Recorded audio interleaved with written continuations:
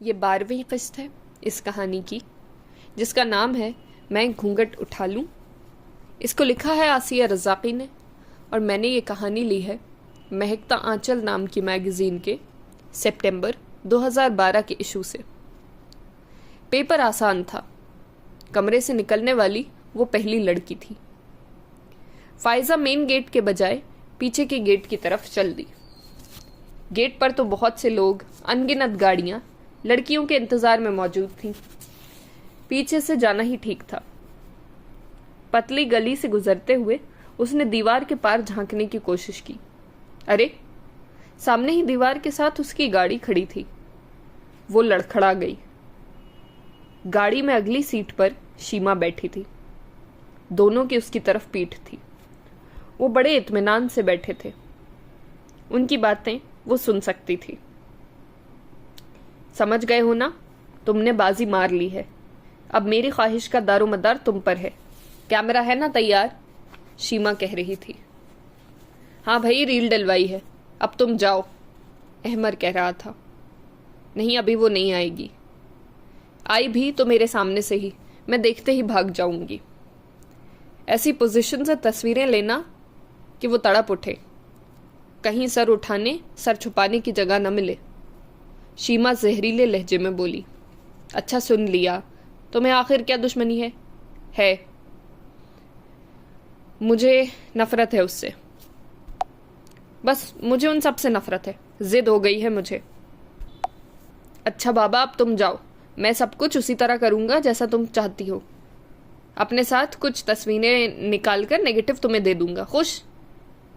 فائزہ کی آنکھوں میں ستارے سے ناچ رہے تھے۔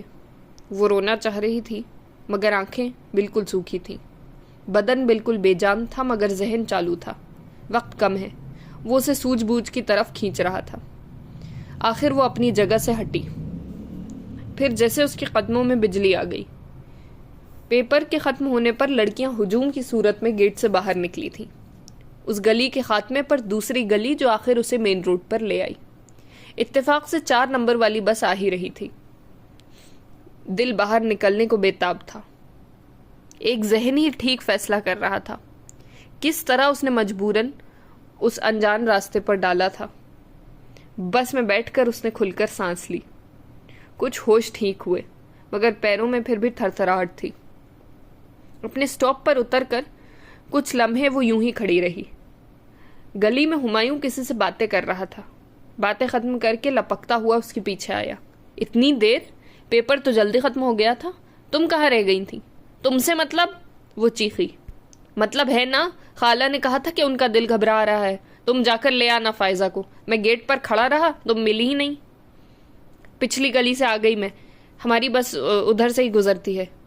وہ نرم پڑی۔ اس نے شکر ادا کیا۔ آج وہ کس کس بات کا شکر ادا کرے؟ ماں کی دعاؤں کا، باپ کے اعتبار کا۔ قدرت کہاں کہاں سے کیسے کیسے مدد کرتی ہے۔ نہ وہ امتحان کے کمرے سے جلدی نکلتی، نہ شیما کو دیکھتی۔ اور وہ باتیں اور وہ سازش، میرے خدا تیرا شکر ہے۔ پوری شام وہ اپنے آپ کو تھپکتی رہی۔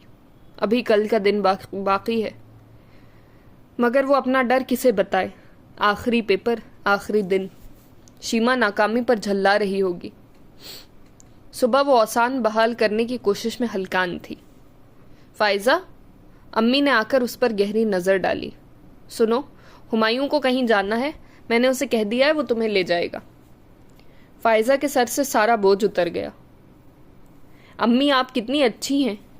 کیوں، کیا ہوا؟ امی نے اسے شک کی نظر سے دیکھا۔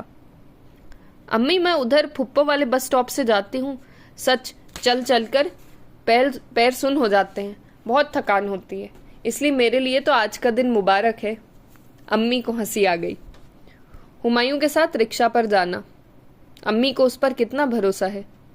کیا کمال ہے ہمایوں کا۔ باہر کی ہواؤں سے پریشان، ہر نظر پر شک کرنے والی امی ہمایوں کے لیے دل کھلا رکھتی ہیں۔ یہ ہمایوں ہی کا کمال تھا یا امی نے اس کے اندر کسی خاص خوبی کا احساس کر لیا تھا؟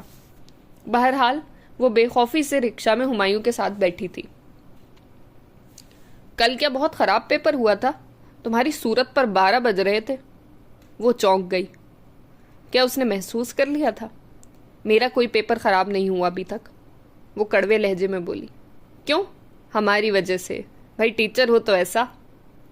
सेंटर पर उतारते हुए उसने कहा, वापसी में आ जाऊंगा, मेरा इंतजार करना। शुक्र अदा करती वो गेट में दाखिल हो गई। पेपर देकर बाहर निकली तो अहमद उससे दूर नजर आ गया। वो अपनी गाड़ी के पास खड़ा था। वो लापरवाही जाहिर करती आगे बढ़ गई। इससे पहले कि वो कार में बैठकर उसकी तरफ आता, हुमायूं रिक्शा लेकर आ गया। वो उसमें बैठी तो अम्मी को देखकर हैरान रह गई। अम्मी की मौजूदगी बहुत इत्मीनान बख्श थी। रिक्शा से जब वो उतरी तो गली के सिरे पर कार मौजूद थी।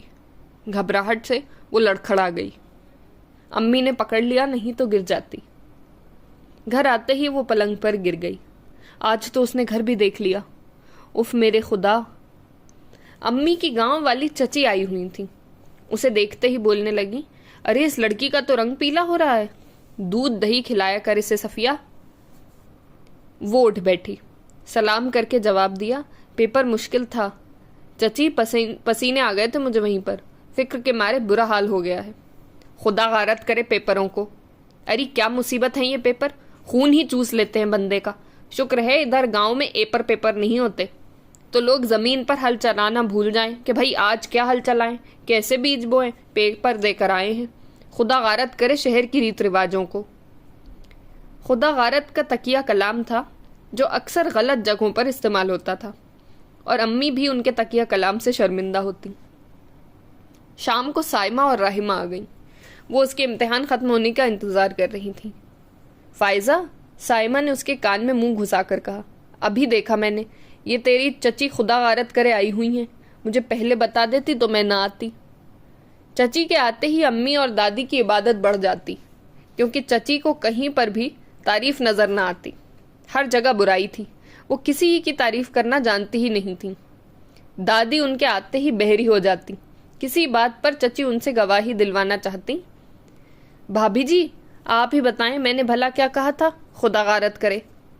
दादी कानों को हाथ लगाती, खुदा जानता है मुझे तो सुनाई नहीं देता। वो जिम्मेदारी से छूट जाती तो चची को गुस्सा आ जाता। अम्मी के पास आकर कहती, सफिया तुम्हारी सास बड़ी घुन्नी है, खुदा गारत करे सब सुनकर इनकारी हो जाती हैं। लो भला।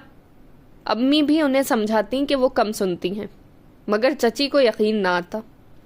अम्मी और दादी उनकी मौजूदगी में खूब घुली मिली रहती और न किए हुए गुनाहों की माफ़ी मांगती रहती खुदा से। फायजा उनका सामना करते हुए घबराती थी कि जाने कब वो उसे बेगारत करने पर तुल जाएं। उसको अलग देखकर प्यार से बुलाती, बेटा आ, कभी हमारे पास भी बैठा कर। लड़कियां बड़ों की महफिल से तमीज़ सीखती हैं। बुजुर्गों की सोहबत के बड़े फ़ायदे हैं। खुदा गारत करे हमारे पड़ोस की लड़कियों को मजाल है कि बैठकर कुछ सीखे। अब उन लड़कियों के बखिए उधड़ते जिनको फायजा क्या अम्मी ने भी कभी नहीं देखा था। अरे फायजा, राहिमा करीब आकर मिनमिनाई, कुछ पता है जितने दिन तूने पेपर दिए हुमायूं ने बस स्टॉप के फेरे लगाए हैं, जब तू आ जाती तब घर जाता था। हैं वो क्यों? फायजा हैरान हो गई। और कल जो तुझे देर हो गई आने में तो कई लड़कों की ठुकाई कर दी थी, सारे लड़के घरों में घुस गए। फायजा के हवन्नक चेहरे को देखकर दोनों खुलकर हंसी। बड़ी खुशनसीब है फायजा, हुमायूं और उसका इंतजार एक हम हैं। शक्ल के इतने बुरे भी नहीं, पर मजाल है नजर डाल ले, यूं पास से गुजर जाता है जैसे साइमा नहीं भैंस हो। और मैं तो जब भी उनके घर किसी काम से जाती हूँ अपने कमरे से चिल्लाना शुरू कर देता है कि अम्मा चीनी आज खत्म है, मैं हल्दी लाना भूल गया, प्याज लहसुन शाम को ले आऊंगा। लो भला, जैसे हम मांगते हैं उसके घर हमेशा हल्दी लहसुन मांगने जाते हैं। और उनकी अम्मा जान को बेटों पर कितना मान है। शहजादे कहती हैं, तारीफों के पुल बनाती जाती हैं, कच्चे पुल के आते जाओ और दरिया में गिरते जाओ। सारी तारीफें लोगों के सामने ही हैं। बगैर बताए उनके घर जाओ तो तारीफें सुनो, लताड़ती मिलेंगी। बेवकूफ़ों और गधों के सिवा और कोई लफ्ज़ नहीं होता। माँ पर सब कुछ सुहाता है, फायजा ने कहा। मेरी अम्मी का भी यही हाल है।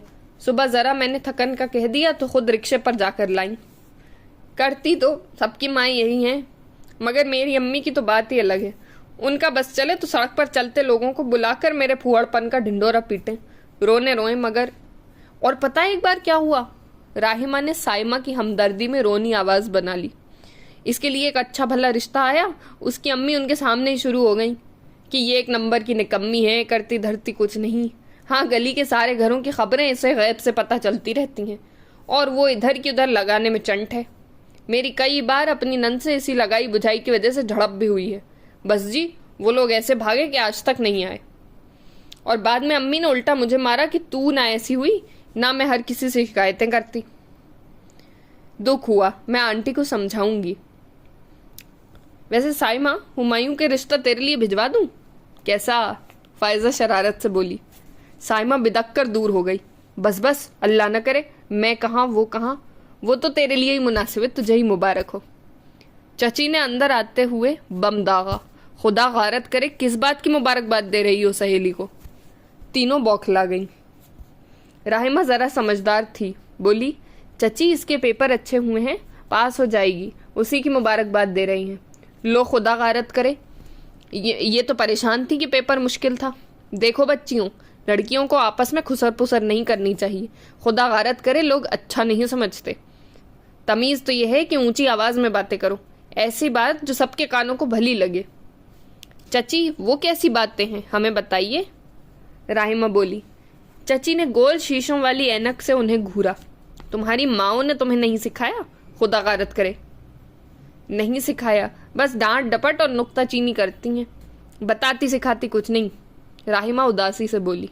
ऐसी माओ को तो खुदा सलामत रखे। राहिमा जल्दी से बोली। चची कुछ चुप सी हो गई, मगर हारना तो जानती ही नहीं थी।